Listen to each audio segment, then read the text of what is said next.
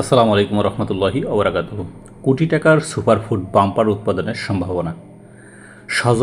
সজনে গাছের ডালগুলো শ্বেতশুভ্র ফুলে ভরে গেছে।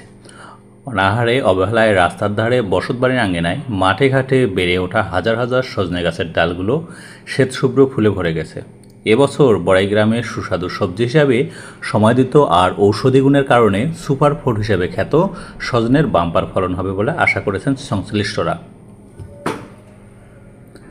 উপজেলার ২টি পৌরসভা ও ৭টি ইউনিয়নের প্রায় প্রতিটি বাড়ির আঙিনায় ২ থেকে ৪টি সজনে গাছ রয়েছে। উপজেলার বিভিন্ন সড়কের পাশে বেড়ে উঠেছে অসংখ্য সজনে গাছ। তাছাড়া ইদানিং অনেকেই বাণিজ্যিকভাবে সজনে গাছের চাষ শুরু করেছেন। কোনো প্রকার বালাইনাশক প্রয়োগ এবং পরিচর্যা ছাড়াই চাষ হয় বলে সজনের কোনো উৎপাদন খরচ নেই। বাড়ির পাশে বা জমিতে ডাল পুঁতে রাখলেই ধীরে ধীরে শিকড় গজিয়ে উপযুক্ত গাছে পরিণত হয় এবং পরবর্তীতে সজনে দেয়। বাড়িতে তরকারির চাহিদা পূরণের পাশাপাশি উৎপাদনকারীরা এসব সজনে বাজারে বিক্রি করে বাড়তি উপার্জন করে থাকেন। মৌসুম জুড়ে এসব সজনে ৫০ থেকে ১০০ টাকা কেজি দরে বিক্রি হয়। স্থানীয় চাহিদা মিটিয়ে এ সবজি রাজধানী ঢাকাসহ দেশের বিভিন্ন অঞ্চলে বিক্রি করা হয়। উপজেলার লক্ষ্মীকোল, মৌখাড়া, বনপাড়া, জোনাইল, রাজাপুর ও আহমেদপুর হাট থেকে এসব সজনে ব্যাপারীরা দেশের বিভিন্ন অঞ্চলে নিয়ে বিক্রি করেন। তরুণ উদ্যোক্তা হাফিজুর রহমান ময়না জানান, তিনি ২ বিঘা জমি লিজ নিয়ে সজনের চাষ করেছেন। সজনে বিক্রির পাশাপাশি সজনে পাতা থেকে ভেষজ ওষুধ তৈরি তার লক্ষ্য। তিনি জানান, সজনে গাছের বয়স ১০ থেকে ১২ মাস হলেই তাতে সজনে ধরতে শুরু করে। একটি পরিণত গাছে ৮ থেকে ১০ মণ সজনে ধরে। উৎপাদন খরচ একবারে কম বলে এ ফসল চাষ বেশ লাভজনক।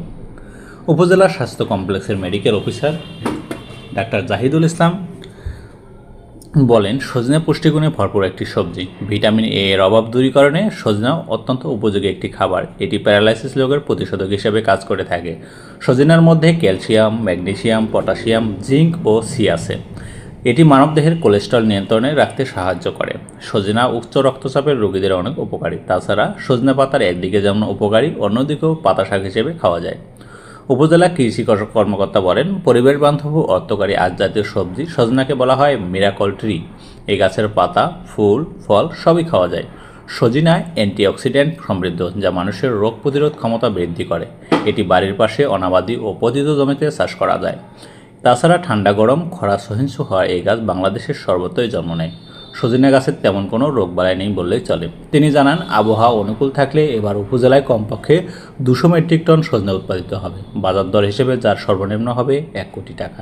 আসুন আমরা সজনে পাতা যে একটি ভিটামিন এবং সমৃদ্ধ কৃষিবান্ধব এই গাছের পাতা, ফুল, ফল সবে যে আমরা ভোগ করতে পারি, সেজন্য আসুন সজনে পাতার দিকে আমরা নজর দিই। সজনে পাতা আমাদের পরিবেশ বান্ধব হিসেবে তরকারির চাহিদা পূরণ করবে, বাজারের চাহিদা পূরণ করবে। আজকে পর্যন্ত বন্ধুরা, প্রতিদিন আমাদের সাথে থাকুন এবং আমাদের চ্যানেলে যদি নতুন হয়ে থাকেন তাহলে সাবস্ক্রাইব করুন।